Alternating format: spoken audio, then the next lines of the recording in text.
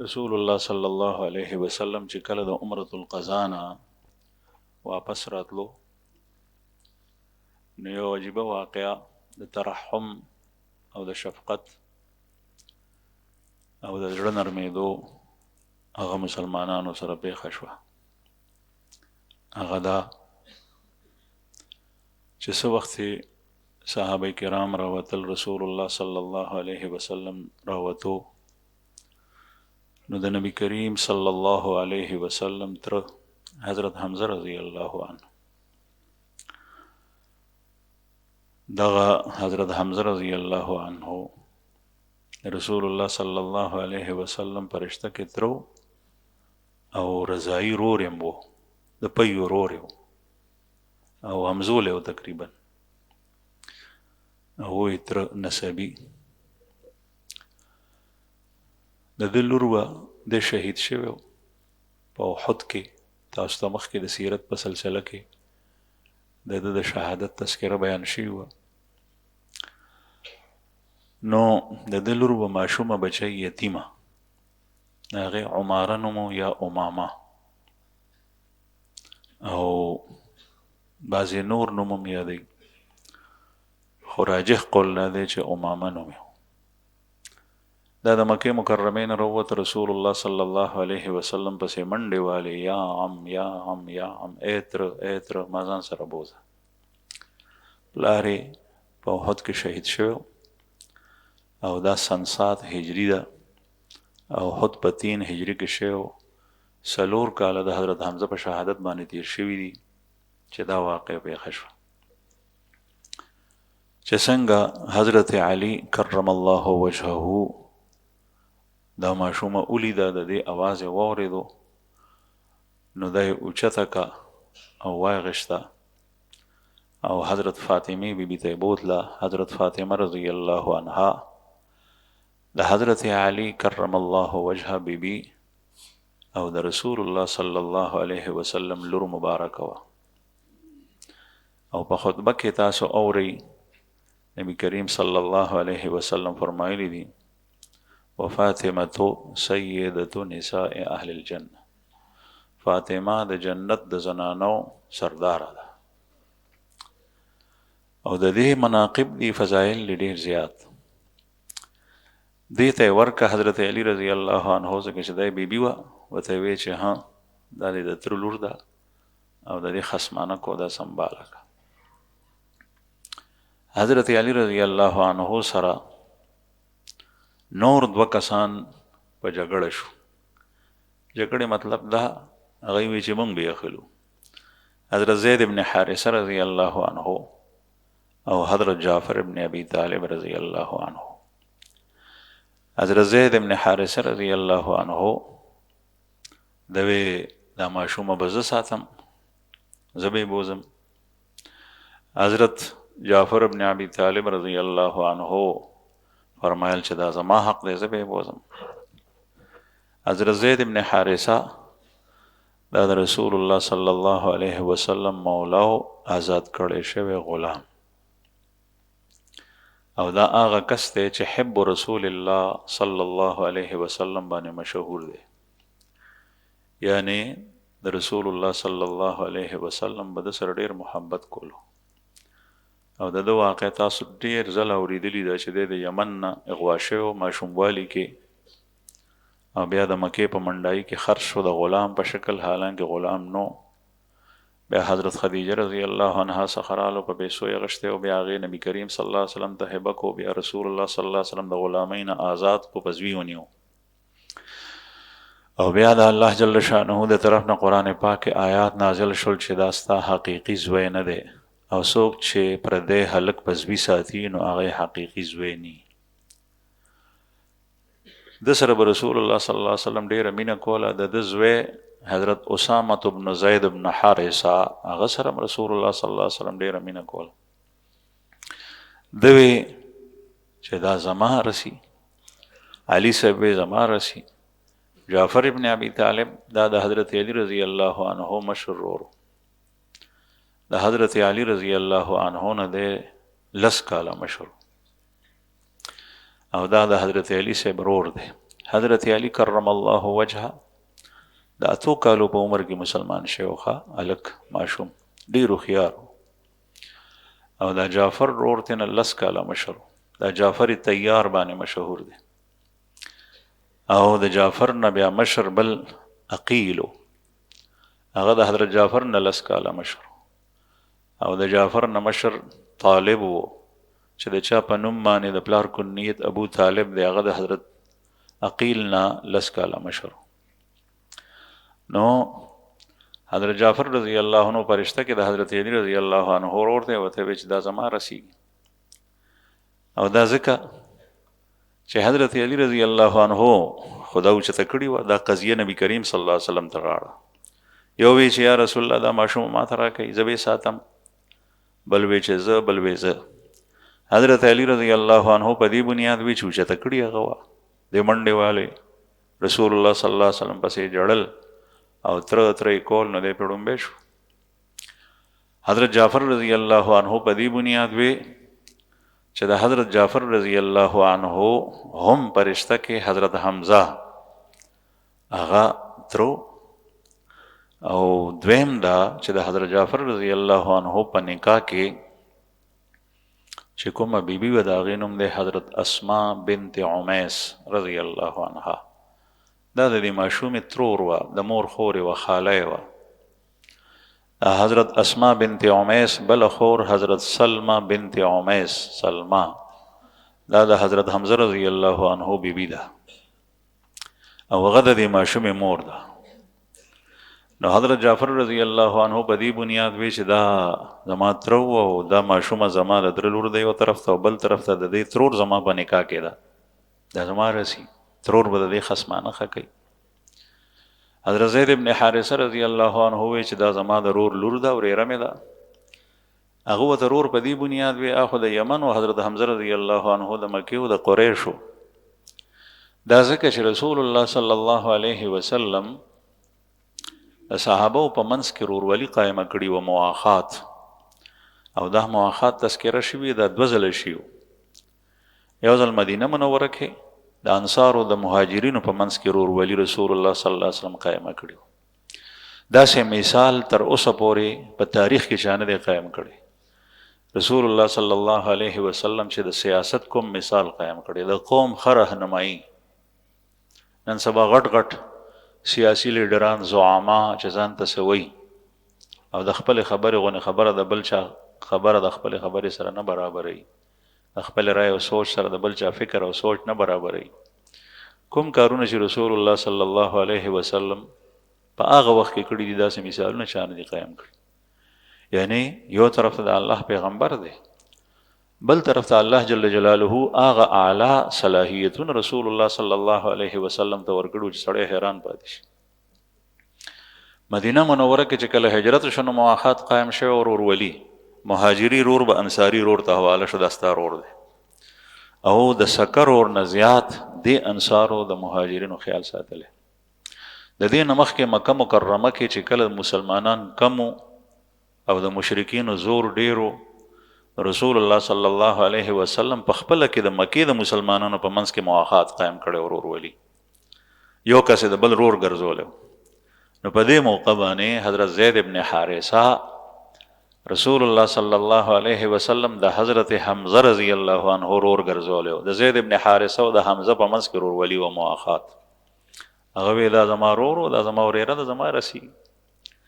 او دا مواخات به داسې و چې دا ډېره کلک او مضبوطه رشته وه چې تر څو پورې بل حکم نور راغلی رسول الله صلی الله علیه وسلم ته د درې واړو د خپل بیانونه وکړل یا رسول الله ماته یې راکړه بل مې ماته نبی کریم صلی الله علیه وسلم فیصله د حضرت جعفر ابن ابي طالب رضی الله عنه په حق کې وکړه ځکه چې د ده په نکاح کې ترور ده او ماشومه جنۍ د هغې تربیت زنانه ښه کولی شي او بیا هغه زنانه چې هغه ترور د مور خورې ده نو الخاله بمنزله الام رسول الله صلی الله علیه وسلم فرمایل خاله دا د مور په ځای ده دا د مور ځای نیسي کومه مینه کوم شفقت کومه خصمانه کوم خواخوږې چې دې ته خاله ورکولی شي مور چې ورکوي هغه خاله ورکولی شي بل څوک نه نو د دې ماشومې د خاطره ترور ته حواله کړه. نو هغې ته حواله شوه او بل طرف ته رسول الله صلی الله علیه وسلم د دې ټولو د تسلی دپاره هر یو ته یو جمله ارشاد وفرمایل. هر یو ته نبی کریم صلی الله علیه وسلم رحمت للعالمین ډیر حکیم و ډیر دانا و. حضرت علی رضی الله عنه یې خفه نه کړو، هغه ته یې وفرمایل انت مني و انا منک، ته زما نه یې او زه ستا نه یم، ته او زه یو شی یو. او حضرت جعفر رضی الله عنه ته یې وفرمایل چې اشبهت خلقی و خلقی، ستا صورت او سیرت زما پشان دی. حضرت جعفر رضی الله عنه صورت کې لږ د نبی کریم صلی الله علیه وسلم سره مشابهت لرلو او په سیرت کې هم ډیر سخی. او حضرت زید بن حارثه رضی الله عنه ته وفرمایل انت اخی و مولای، ته زما رور او زما مولای، یعنی زما سره ستا نسبت دا دی چې ما ته آزاد کړی او دا مضبوطه رشته ده. نو ټولو ته د تسلی جملې ارشاد فرمایلی. دینه معلومه شوه چې چاته د تسلی خبره کول دا غټه خبره ده. نن سبا داسې خلک نشته چې چاته په سړي باندې مصیبت او غم راشي تسلی خبرې کول واله نشته. پلار باندې خفګان رالو زوی تسلی نه ورکوي، رور باندې خفګان رالو رور د تسلی ورکول واله نشته، ګاونډي باندې خفګان او مصیبت او تکلیف رالو تسلی نه. اسې اجتماع ډېره وشي، خلک راغونډ شي، لیکن داسې خبره چې په هغې باندې د سړي زړه ته صبر، تسکین، اطمینان، چین، آرام او سکون ورسي، داسې خلک کم دي. الحمدلله اوس هم داسې نیکان خلک شته، اولیاء، چې د هغې مجلس ته سړی لاړ شي خپل مصیبت ورته بیان کړي، هغه داسې خبرې وکړي چې په هغه سره د سړي زړه ټکور شي. لیکن په رشته کې داسې خلک ډېر کم وي. رسول الله صلی الله علیه وسلم با خبره دومره غټه وه چې خلکو ته به د تسلی او د سودو. بهرحال نبی کریم صلی الله علیه وسلم مدینه منورې ته ورسېدو. 7 هجري ختمه شوه، 8 کال له هجرت شروع شو.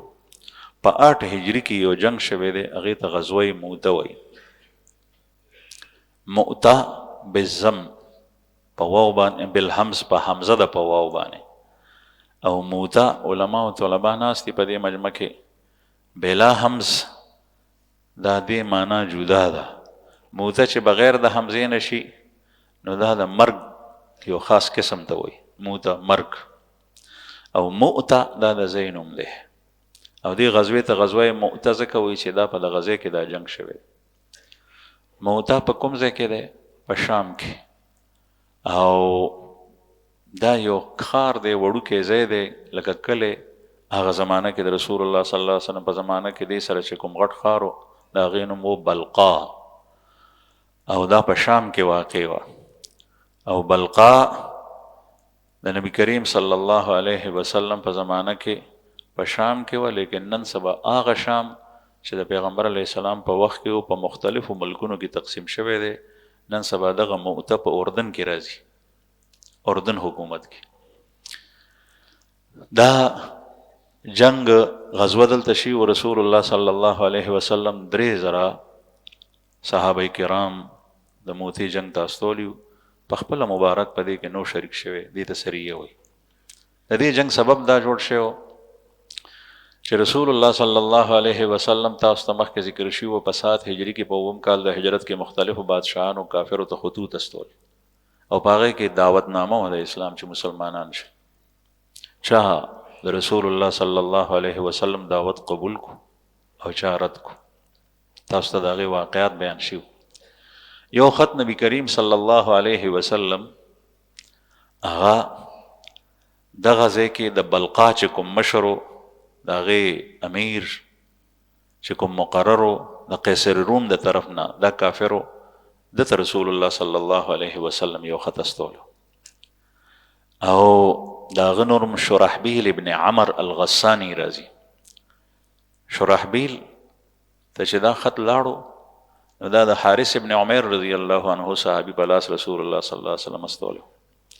دا حارث ابن عمر رضی الله عنه د مدینې منورې روان شو. هغه چې کله شام ته ورسېدو دغه موتې ته ورسېد نو دې موته کې د شرحبیل سپایانو دی ونیو او لاس پې ورته وتړل او شرحبیل وویل چې ښه د خطر وړی دی نو قتل یې کو شهید یې کو دا ډومبی سفیر دی قاصد دی استازی دی رسول الله صلی الله علیه وسلم چې دا شهید شوی دی دې نه علاوه چې څومره تللی دي که هغه د کسرا ته خط وړی هغه هم واپس صحیح سالم راغلی دي که قیصر روم ته چا خط وړی هغه هم راغلی دي ټول واپس صحیح سالم راغلی سوا د ده نه چې دا صحابي چې خط د رسول الله صلی الله علیه وسلم وړی دی شهید شوی شهادت دا په اسلام کې مقصود او مطلوب دی صحابه کرامو د شهادت دعاګانې کړي دي رسول الله صلی الله علیه وسلم خلفاو کړي دي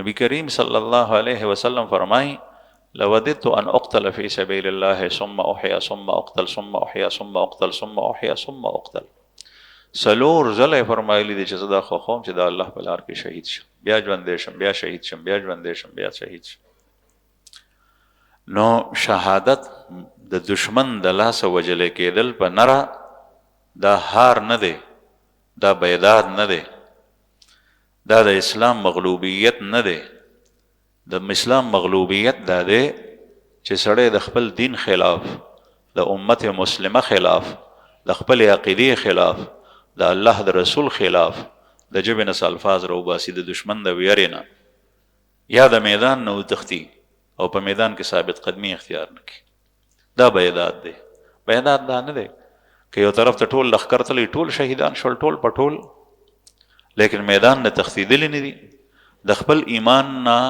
اخوا دېخوا شوي نه دي دا کامیاب دي حضرت عمر رضی الله عنه فرمای اللهم ارزقني شهادة فی سبیلک واجعل موتی فی بلد رسولک یا الله په خپل لار کې مې شهادت نصیب کې او مرګ مې په مدینه منوره کې د خپل خوږ پیغمبر په ښار کې راولي دې ځای نه مې زړه نه کېږي شهادت مې نصیب کې حضرت خالد ابن ولید رضی الله عنه وایي زما د بدن کې وګورئ څه د پاسه او یا زخمونو نښې دي خو لکه د اوښ په شان په خپل ځای باندې مرم شهادت مې غوښتو دی پاک نه دی راکړ دې پسې صحابه ارمان کوي لیکن دا یو کس چې مړ شو دا سفیر او د سفیر قتل او وجل دې کې هتک دی د اسلام چې داسې جرأت یو سړي څنګه وکړو د ده بدل اغشتل په حکومت باندې بیا فرض شي ځکه رسول الله صلی الله علیه وسلم د دې یو کس د حارث ابن عمیر رضی الله عنه په قتل باندې او د شهادت باندې دا لښکر صرف او صرف دې د بار روان کړو بس نن سبا په دې باندې نه پوهېږي په دې فلسفه څوک اسلامي حکمرانان پې نه پوهېږي خپل سړی بل ته حواله که په اسانه باندې حواله ایماندار تقوادار ثابت قدمه صابر انسان هغه حواله که قتل دی کې خیر دی خو چې زما سر بچ شي زما حکومت بچ شي زما ملک بچ شي زما پیسه بچ شي زما سرمایه بچ شي زما د بینک نظام بچ شي زما قرض غوښتل بچ شي دا څنګه ایمان شو دا څنګه غیرت شو نبی کریم صلی الله علیه وسلم 3,000 صحابه کرام د حضرت حارث ابن عمر رضی الله عنه د بدل غشتو د بار روان کړ او دا هغوی ته وفرمایل چې تاسو لاړ شئ نو هغه ځای ته لاړ شئ چې کوم ځای حارث شهید شوی دی هغه ځای کې دې خلکو سره وجنګېږي دی وصیت کړی اول دین ته راوبلئ که چېرې ایمان قبلئ فبها ونعمت ډېره زیاته ښه ده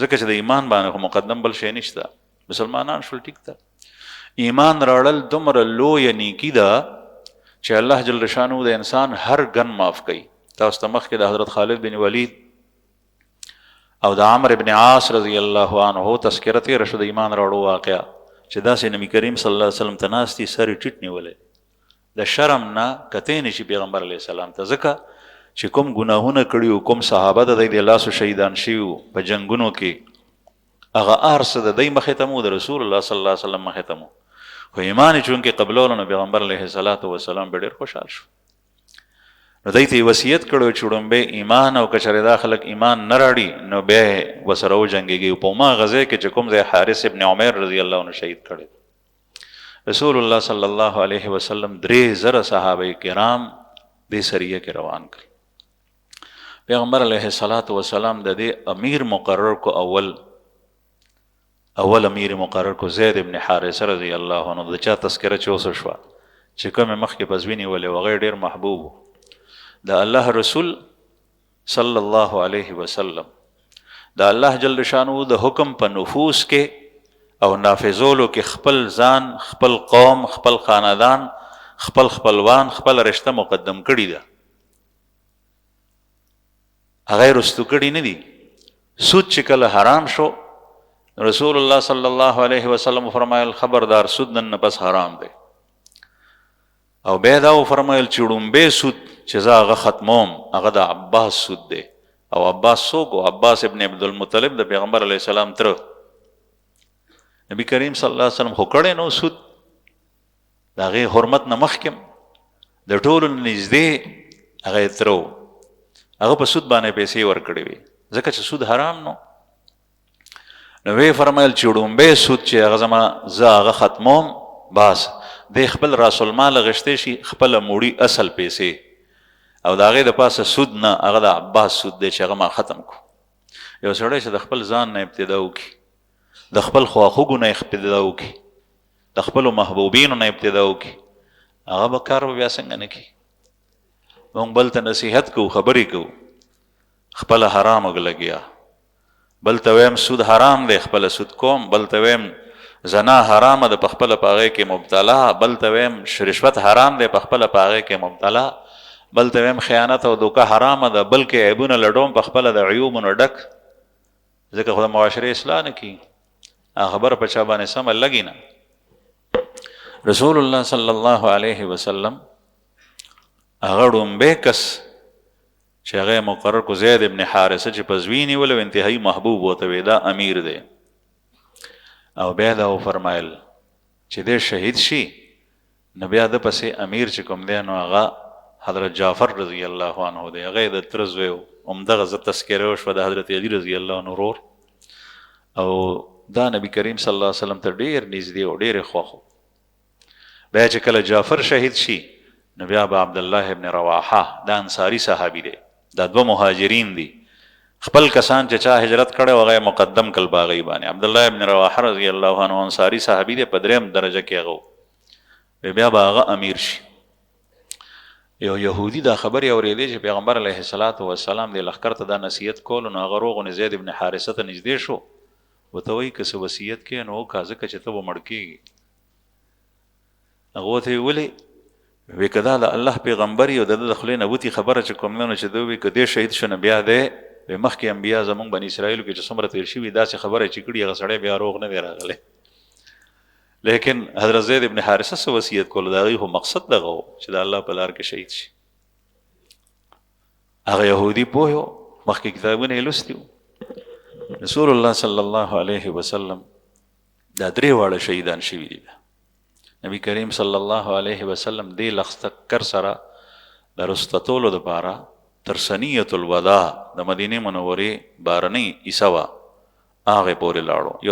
یو غاښ یې غونې و د غر، هغې نه به اخوا چې خلک واوړېدل بیا به پناه شول، د مدینې خلک به دې واپس شو. د رخصتېدو ځای دا و چې مسافر به رخصتولو، ځکه چې سفر باندې به څوک تلل نو په هغې کې به ګنټې نه ورځې نه هفتې او میاشتې تېرېدې. نو دی به خدای خبر چې بیا کله واپس راځي. رسول الله صلی الله علیه وسلم به نفس نفیس تر ثنیة الوداع پورې دی لښکر سره راغلی دی د رخصتولو دپاره. دې نه معلومه شوه چې مېلمه رخصتولو دپاره به سمنځ د هغه سره ځي.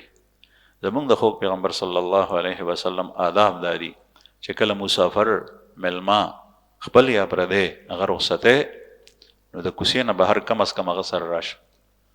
بعضې سړی په کور کې په صوفه او په کرسۍ ناست دي، مېلمه سره لاس میلاو کې مېلمه راوځي. د نبي کریم صلی الله علیه وسلم د طریقې خلاف ده. او چې مېلمه وصولې کور ته یې دننه کې د پناهي انتظام وکړه، د مېلمه نه مخکې ځه، او چې کله یې بهر راوباسې نو بیا مېلمه پسې ځه، د مېلمه نه مخکې نه. بعضې سړی مېلمه چې دننه کوي نو دی ترې وروستي مېلمه مخکې کوي. مېلمه ته څه پته ده چې په کومه سوړه ورننوځم، کوم ځای کې ومې کښېنې. پښتو کې متل دی مېلمه د کوربه غویی، د غویي په سپېږمه کې پیزواني، هغې ته جلب وي، جلب نه یې نیولی بوزه راولی موږي سره یې تړه. مېلمه خو په پردي کور کې داسي هغه ته هیڅ پته نه لګي زما د ناستې کوم ځای دی. باب مېلمه په آدابو نه پوهېږي، د خوږ پیغمبر صلی الله علیه وسلم طریقې زده کوي. بعضې مېلمه هم نه پوهېږي، کوربه به ورته وایي چې دلته نه راپاسه دلته کښېنه، دی به وایي نه دې ځای کې ښه یم.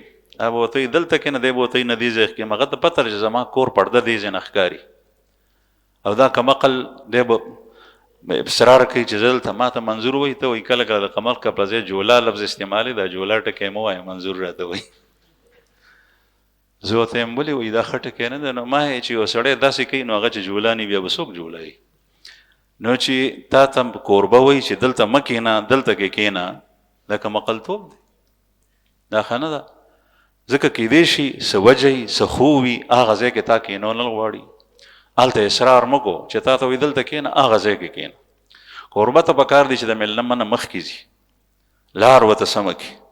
که مېلمه دې مخکې کو اسیني په هغه کمره ورننوځي چې کومې کې زنانه دي.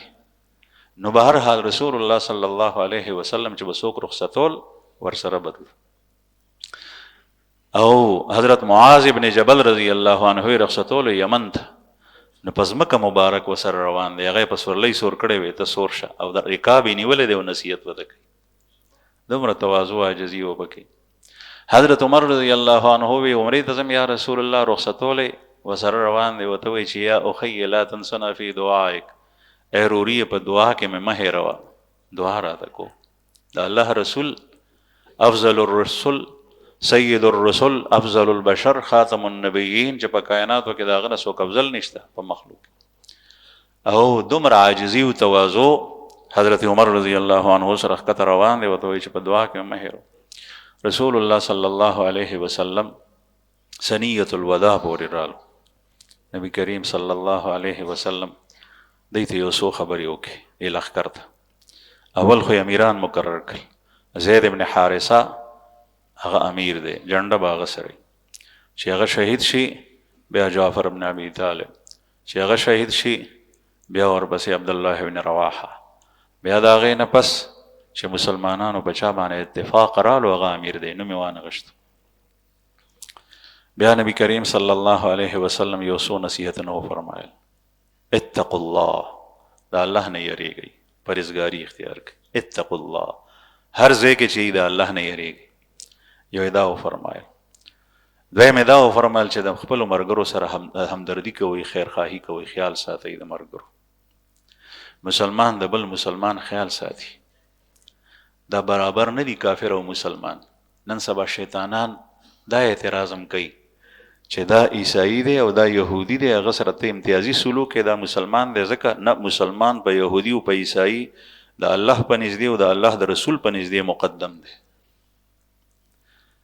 او چې ته د خدای منې او د خدای د رسول منې نو ته به مسلمان په هغه وړاندې کې.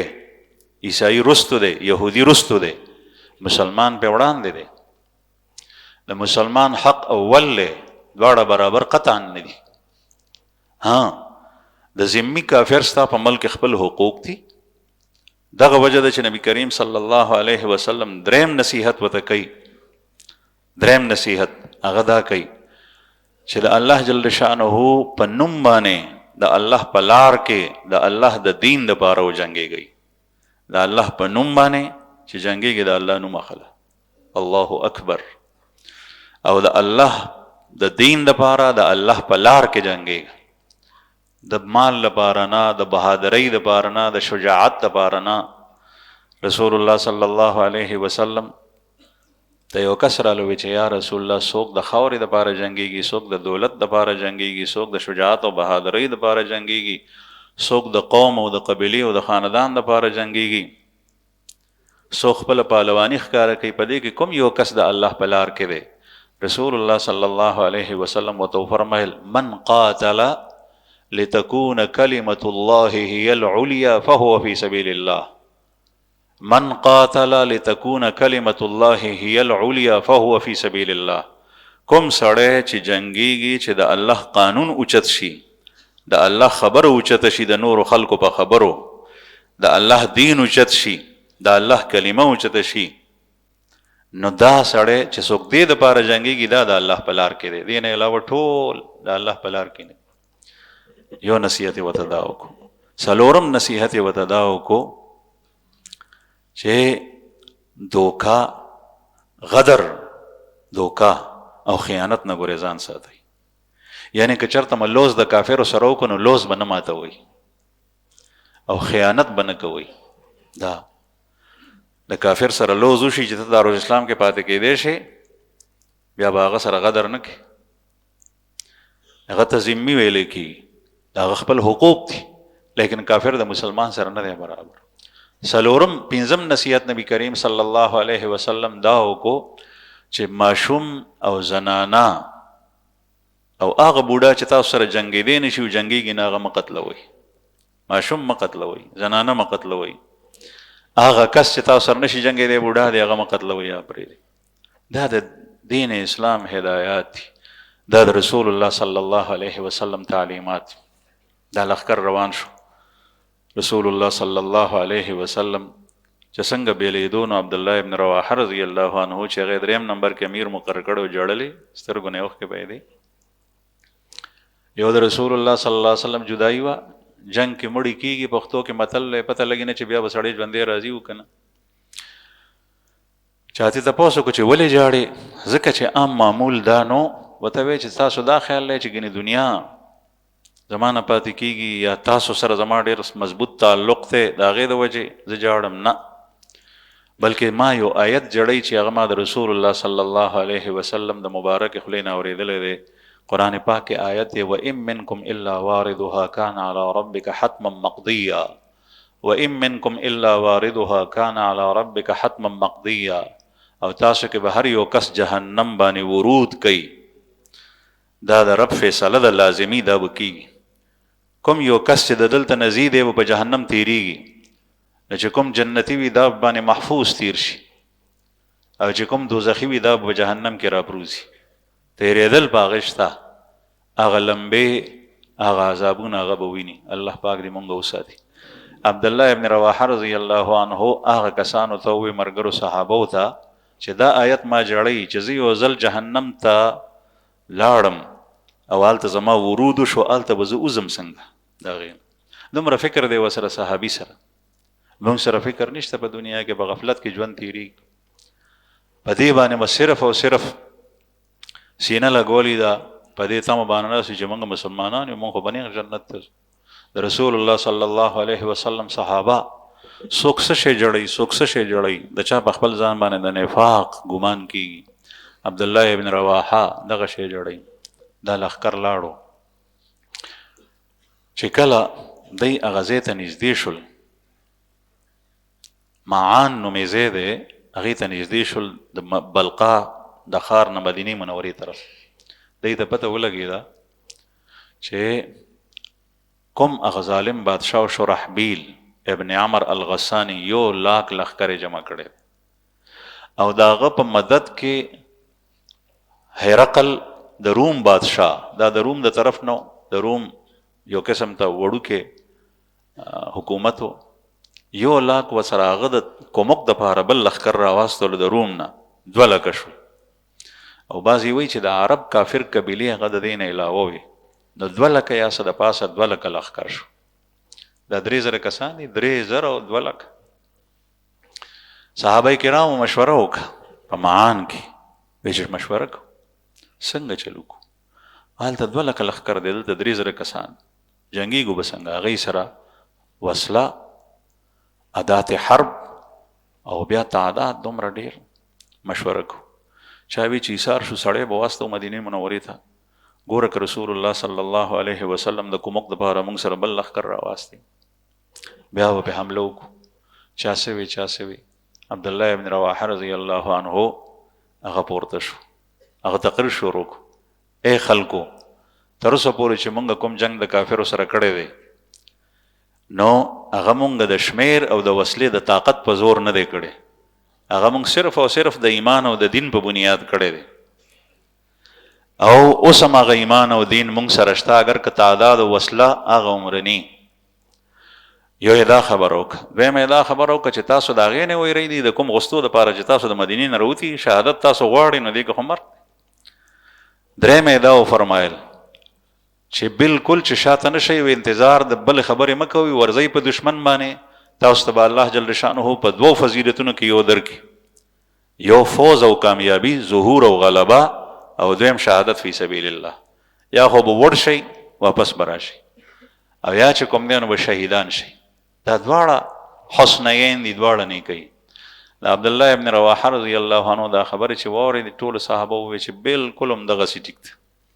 دا لښکر وجنګېدو، هلته مخامخ چې کوم دی نو د دشمن لښکرو 2 لکه دا 3 زره کسان دي.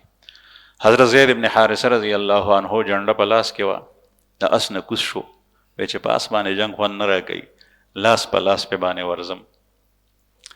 لاس په لاس ورتلو، شهید شو. جنډه څنګه پرېوته نو ورپسې بل کس امیر مقرر شو چې چا نبي کریم صلی الله علیه وسلم کوم کس مقرر کړی، حضرت جعفر رضی الله عنه. حضرت جعفر رضی الله عنه په اس باندې سور، هغه جنګېدو چې پوه شو چې دغه وخت کې دشمن ته شکست ورکول لا ګرانه ده، پاسته پاسه د اس نه راټوپ کو. د رسول الله صلی الله علیه وسلم د تره زوی دی، د اس نه راټوپ کو. اول د خپل اس خپې چې کوم دی نو هغه په توره باندې ووالې، اسې راوغورځولو. دا ړومبی کس دی چې خپله سورلي د الله په لار کې د دشمن مخې ته د هغې خپې ماتې کړي دي، هغې ختم کړي ده. دا څه دپاره و؟ دا دې دپاره و چې دشمن ته زما نه وروسته فایده وانهلي، یو او اسې نه چې زما نفس ماته دوکه راکړي چې اس د سره ولاړ دی، سور شپېزه. دې دپاره خپل اسې په دې نیت باندې هغه حیوان قتل کړی دی. دا سنت حضرت جعفر رضی الله عنه جاری کړي دي، او رسول الله صلی الله علیه وسلم په دې باندې نکیر نه دی کړی. بیا ننوتو جنګېدو نو دا ښی لاس یې دشمن ووالو، دا ته پرېوتو. بیا د په ګس لاس باندې جنډه واغېسته، جنډه به د امیر سره وه. بیا جنګېدو نو دشمن ته ګس لاس ووالو، بیا یې په غېږه کې دا جنډه داسې نیولې وه. بیا دشمن په باندې ګزارونه وکړل نو شهید شو. بیا جنډه دریم کس حضرت عبدالله ابن رواحه رضی الله عنه اوچته کړه. عبدالله ابن رواحه رضی الله عنه په اس باندې سور دی، دشمن ته مخ کو. دی ډومبی لږ ایسار شو. د ایسارېدو نه پس بیا دې نفس ته وایي چې ښه ته ما ته وایې چې مرګ دی، ته خو یو ساس کې ګنده د هغې نه پیدا یې، او ستا وجود تا ته الله جل شانه در کړی دی، او ستا دا نور ملګري د الله په لار کې شهید شو. ته ما ته وایې سوچ وکړه، هغه ساعت چې کوم دی نو د اس نه ښکته راودانګل، د تره زوی ورسره هغه ورته یو هډوکی ورکو، و چې هډوکی غوښه پرې نه وه، ورته وایي چې څو ورځې شو چې نهر دې تېرې کړي دي، دا هډوکی وچوپه. دا هغه هډوکی خوله کې ورکو چې څنګه یې چوپلو نو هغه یې بهر وغورځولو. وایي دا خو دنیا ده، او د دنیا نه نفع اخیستل، زما ملګري شهیدان شوي دي، زه به د دنیا نه نفع اخلم. حضرت عبدالله ابن رواحه رضی الله عنه جنګېدو، هغه هم شهید شو. د پسې یو بل صحابي دی ابن ارقم رضی الله عنه، جنډه هغه اوچته کړه چې دی شهید شو. بل څوک نه، رسول الله صلی الله علیه وسلم د 3 کسانو نومونه اخیستي. نو ابن ارقم رضی الله عنه جنډه واغشته، خلکو ته وی چې اے خلکو، څوک امیر مقرر کړي دا جنډه ورکړي. خلکو ته وی چې هم ته ټیکې دشمن سره جنګېدل، ده ورته وی چې نه بل څوک وګورئ. حضرت خالد ابن ولید رضی الله عنه چونکې تیره شو د هغه د اسلام راوړو واقع، هغه مسلمان شوی په دې جنګ کې و. حضرت خالد ابن ولید رضی الله عنه ته جنډه ورکوي، صاحب ته په دې باندې ښه پوهېږي، دا ته سنباله کړه، موږ د سره جنګېږو، ته امیر شه. هغه اول په امارت کې تردد کولو، خو بیا ټول مسلمانان خو او شا چې څومره صحابه و هغوی ورته وي ته زمونږ امیر. حضرت خالد ابن ولید رضی الله عنه جنډه واغشته او ډېر په مړانه جنګېدو. الله پاک په جنګي امورو کې دته چې کوم پوهه ورکړې وه نو هغه د سړی حیران پاتې شي. او جنګېدو، بیا خلک چې کوم دی نو ورځ ختمه شوه، شپه شوه، سهار شو، د لښکر تشکیل وکړه. نو هغه زمانه کې جنګېدل په لاسو په تورو باندې، او تاسو ته مخکې تېره شوي ده چې لښکر به په 5 حصو کې تقسیم، غټ لښکر، یو مقدمة الجیش، یو ساقه، یو میمنه، یو میسره او یو قلب. مقدمة الجیش به هغه دسته وه چې کوم به د دشمن بالکل مخې ته وه، او ساقه به هغه وه چې کومه به شاته وه، او میمنه چې به ښي طرف ته وه، او میسره چې ګس طرف ته به وه د امیر نه، او منځ کې کومه دسته وړه چې به وه چې په هغې کې به امیر و د لښکر، هغې ته به یې قلب وي. رسول الله صلی الله علیه وسلم چې به کله په خپله مبارک جنگ ته تلو نو په دې قل کې به صحابه ودرول، او یا چې رسول الله صلی الله علیه وسلم کومه سریه کې امیر مقرر کړی نو باغې کې باغو، بیا هغه امیر کله کله مخکې شو. حضرت خالد ابن ولید رضی الله عنه په سبا باندې د لښکر تشکیل کو بدل، چې کوم خلق میمنه کې وغه میسرې ته راواړول، تاسو دلته راشي، او ګس طرف ته چې کوم خلق ولاړو میسره کې هغه میمنې ته واړول، او مقدمه الجيش کې چې کوم خلق وغه شاته ساقي ته واستول او ساقي والے مخ کې راوست، چې سحر شو ورځ رڼا شو دشمنو قتل ودا خو نه ویل لخر راغله دي، ودا خو نه ویل لخر راغله دا خو غپرونی زړه کسان نه دي، هغه غبرو شو. حضرت خالد ابن ولید رضی الله عنه فرمایل د الله نوم واخلي ورزي بمان. نو راویان وای چې دا سمار کوټار شروع شو د کافرو د رومیانو، چې مسلمان به کوم ځای کې توره کې خو دمه به کول والته به دمه کولې شو، حالانکه جنگ خو د دمې ځای نه، چرته به توره کې خپلته به کې خوښ کوم ځای به کې ناستو والته به کې ناستې شو، او دا کافر رومیان په تختیدو شو. حضرت خالد ابن ولید رضی الله عنه غلبه ومنته مسلمانانو په هغې باندې شکست یې وخوړو، او بیا واپس دا لښکر حضرت خالد ابن ولید چې هغوی وتښتېدل ورپسې لا نړل مدینې منورې ته راغلل. مدینه منوره کې بعضې خلکو ووی چې دا خو راوتښتېدل، دوی ته پکار و چې دشمن پسې تللی وی، ورته وی چې انتم الفرارون، تاسو خو راوتښتېدئ. رسول الله صلی الله علیه وسلم ورته وفرمایل لا بل هم العکارون، دا تښتېدونکي خلک نه دي بلکې دی خو چل باندې دشمن والی دی، دشمن ته شکست ورکړی دی. په دې کې 12 صحابه کرام شهیدان شوي، چې په هغې کې دا 3 کسان امیرانو چې رسول الله صلی الله علیه وسلم جوړ کړي، 9 کسان د دې نه علاوه. نبی کریم صلی الله علیه وسلم په مسجد نبوي کې ناستو او صحابه داسې ناستو ورته مخامخ، او رسول الله صلی الله علیه وسلم ته الله پاک دا منځ کې څومره حجابات چې دا ټولې لرې کړل، او په خپله د جنگ نقشه لیده، او صحابه ته یې وی چې زید ابن حارثه مخکې شو او جنگېدو شهید شو، اوس جنډه حضرت جعفر واغشته، او جعفر چې کوم دی نو هغه یو لاس یې پرې کړی شو، بل لاس یې پرې کړی شو، او جعفر شهید شو. زه وینم چې هغه د فرښتو سره په جنت کې الوزي لګیا دی یتیرو، ځکه جعفر ته جعفر تیار وی، او تیار معنا الوتون کې. یو ځل نبی کریم صلی الله علیه وسلم ناستو، صاحب سیرت نگار لیکي چې پیغمبر علیه السلام ناستو صحابو کې، داسې اسمان ته وکتل نو وعلیکم السلام ورحمت الله وبرکاته. صحابو تپوس وکړو چې یا رسول الله تاسو خو نن ناشنا کار وکړو، پورته مو وکتل وعلیکم السلام مو ویل سو، وی چې جعفر په ملایکو کې تېرېدو په ما سلام واچولو، ما سلام جواب ورکړو. نو به هر حال نبی کریم صلی الله علیه وسلم دا نقشه صحابو ته بیانوله. وی اوس عبدالله ابن رواحه هغه جنډه واغشته، هغه جنګېږي. بیا نبی کریم صلی الله علیه وسلم ساعت خاموشي اختیار کا، سکوت اختیار کو. انصار چې و د مدینې خلک هغه غبرو شو چې پیغمبر علیه السلام مسلسل بیان کولو، دا چپ شو اسینی چې د عبدالله ابن رواحه نه څه کوتاهي شوي،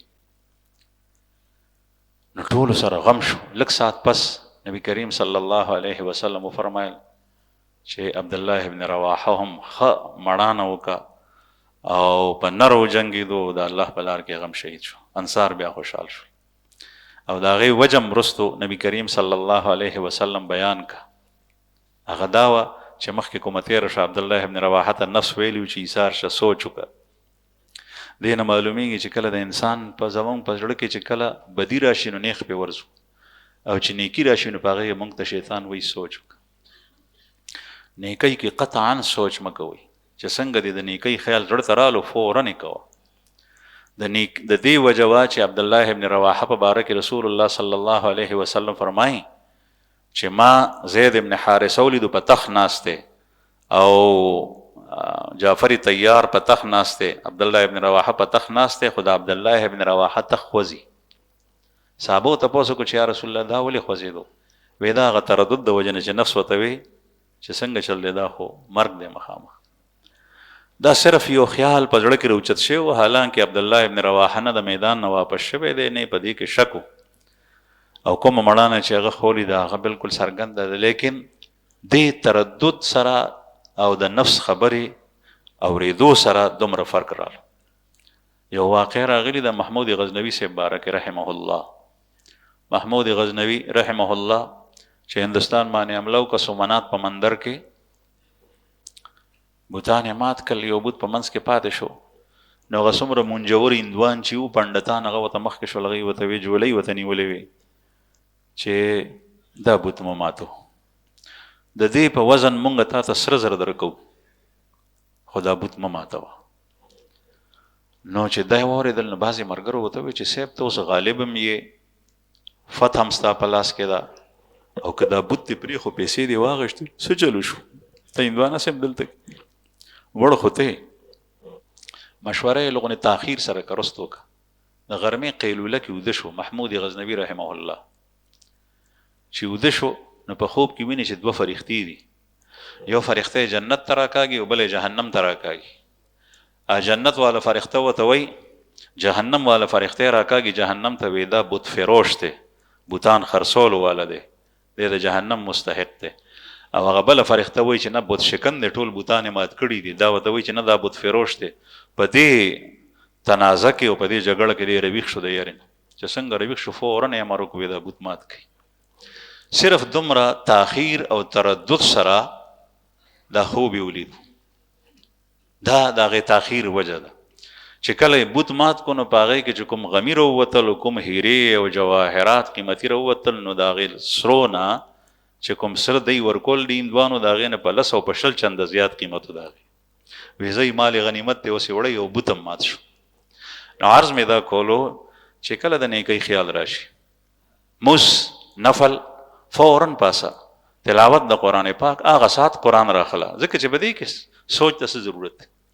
دې ته نفس مطمئنه وایي چې د انسان نفس چې کوم دی نو هغه د الله جل شأنه عبادت او بندگی او طاعات ته داسې عادي وي، هغې سره مختوي چې بل طرف ته پام نسی.